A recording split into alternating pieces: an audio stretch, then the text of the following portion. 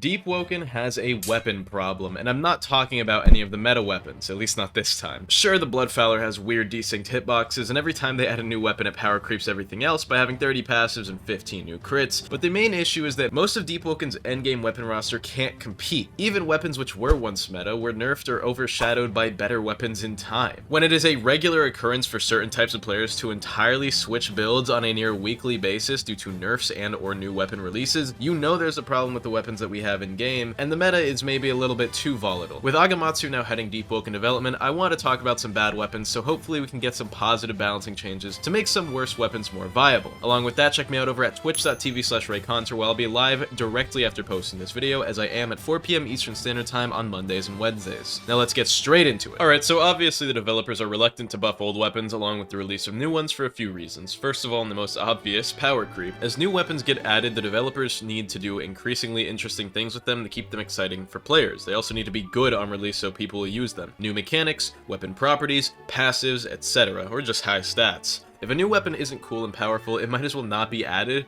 because then who's gonna use it? Exactly. But because these weapons keep having increasingly additive things added to them, it leaves old weapons obsolete due to the lack of specialties some of the weapons in-game have. And while early and mid-game weapons don't really matter because those are just kind of vessels to reach endgame weapons and legendaries, lots of higher level weapons are still bad because the devs nerf them into the ground when they become problematic, and then they don't touch them ever again, leaving them to rot in desolate obscurity. The Rosen's Hellflame is a great example of this. Super terribly designed weapon became too oppressive on release because of a near infinite AoE magic spam crit. Who knew that wasn't going to be fun to play against or use?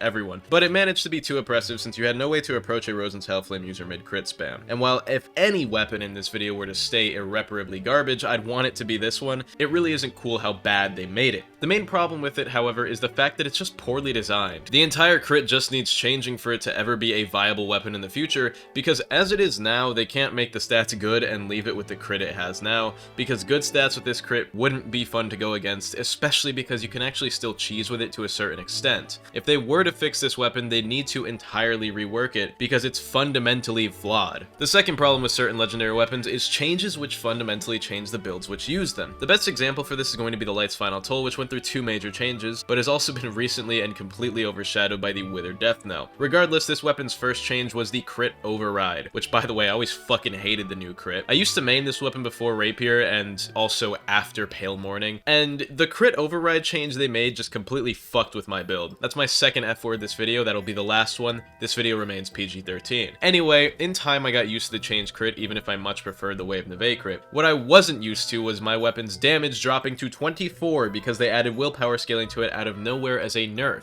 And while it is possible to make decent builds with the weapon, like I don't think the weapon is necessarily bad, this change killed basically 90% of the builds using it, so its perceived usefulness went way lower than its actual potential viability, because everyone already had builds with the weapon, and then those builds were just killed by the devs. Like, I still have my old one, it's not good. If anything, they really should have just nerfed it directly instead of adding a new scaling stat. Anyway, I still have my 4 trillion year old LFT build, it's just kind of bad now, but the weapon itself isn't bad, it's just overshadowed and underused. Other than weapons being nerfed, a lot of them do just lack creativity in the legendary department. The two clearest examples of this would be the Kiersiger and the Flareblood Kamas, the intelligence and charisma scaling legendary weapons, which have nothing to do with those stats. Both of these weapons feel like they were made to be legendary, so they gave them like cool unique crits and properties, but like the devs just tacked on stat scaling for them to make them correspond with a certain stat because those stats didn't have legendaries yet, which both lowers the flexible usage of these weapons, but also feels like bad design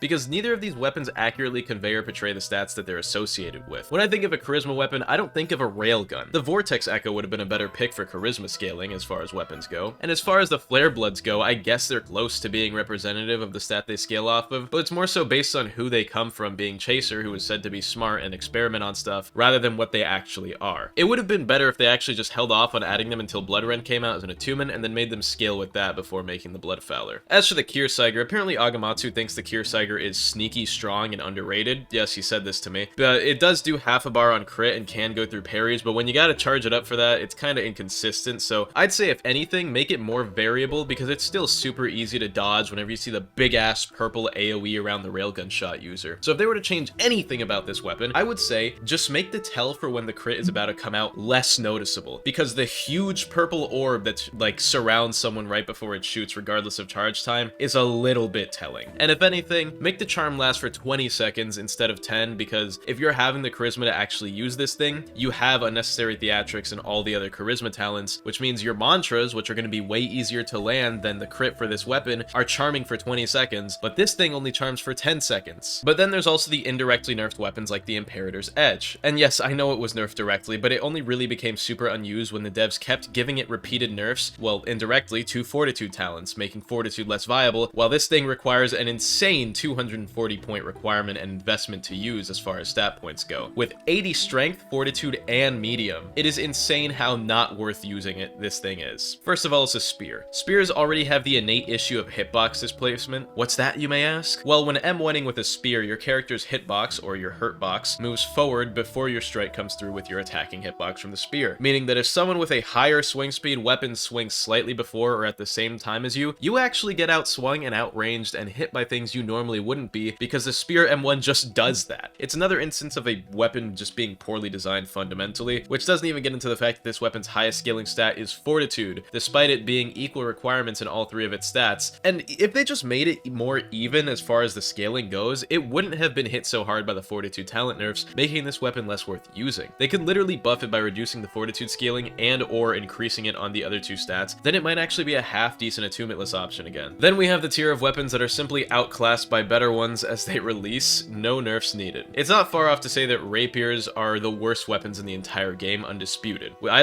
made an entire video on the topic, right? With the exception to the legendary rapiers, which are actually pretty good. But when the most dominant build for rapiers as a whole is Ice Rapier, and they drop an Ice Rapier legendary, it kind of makes the Skull Piercer, the old best rapier that isn't Shadow, useless. Nobody's running rapier with Thundercall or Gale or even really Flame, even though that was the second most popular option behind Ice. And definitely not any of the other attunements. The 10 rapier users in the world are either abusing the deep spindle or sitting on a 30,000-year-old Ice Rapier build reminiscing about when they were good. With the cold point out, the Skull Piercer is now basically invalidated, and the only way to make it viable is to make rapiers not the worst weapons in the game, because then you could use it with more variable attunements. But then they'd also need to nerf the legendary rapiers, which I think they should do after buffing rapiers, but chances are they'll get nerfed a little too hard for the community's liking, and then be left completely invalid like every other weapon after a nerf. And then they'll get power crept on by newer weapons. Name one person using a greatsword that isn't the Crypt Blade who's higher than power 10. Yeah, exactly. Greatswords used to be some of the best, most broken weapons in the entire game, with broken talents like Destructive Recovery, which used to just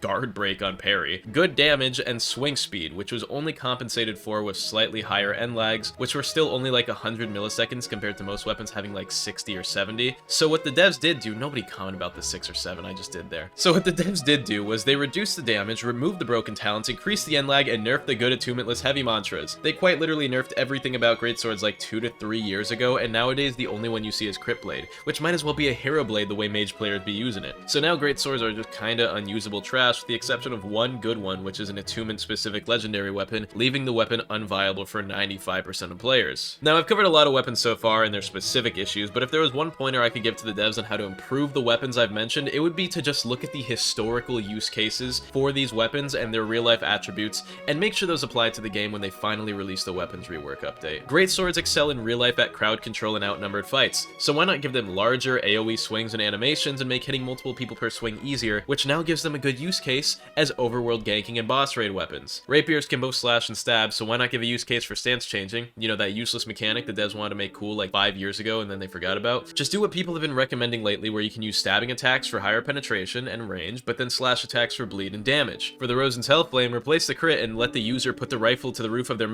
anyway, you guys should get the point. Use weapons for what they were invented for and balance them around certain purposes. When you guys try to make every weapon viable in every scenario, you end up with boring weapons that all feel like they play the same, so let's stop doing that. Anyway, if you guys want to add on to this video, make sure to leave a comment down below. I read all of them. I'll probably just read them next time I'm free, I mean, as I usually do. It's super easy to read comments. If you guys didn't know, YouTube sorts comments not by video, but actually by chronological order. So if you were to go back and comment on a video from 3 years ago right now, it would be the first comment I see. Like, it's so easy. Like, YouTubers just don't like to heart as many comments as I do. Anyway, anyway, with that being said, shoutouts to YouTube members of tier 2 or higher: Brick, Philip, Fun Guns, Elstern, Delusional Mo, Broccoli, Carlia the Witch, Akiosugi Kuni, Burger, Goobka, High Card, and Drizzy Drake Fan. I love you all. New song cover later this month. Check out the live channel. Have an amazing day, and goodbye. And of course, follow me on Twitch, where I stream non-Roblox, non-Deepwoken stuff that I actually personally enjoy more, which is why the live channel has better editing than this channel most of the time. Probably with the exception of this video, because I felt like, you know, trying a little bit harder for this video, which is why the thumbnail and editing are so good, because I did those myself, which I usually do the editing myself, but I usually outsource my thumbnails. Both are made by me this time, so hope you guys enjoyed. Anyway, have an amazing day, and goodbye.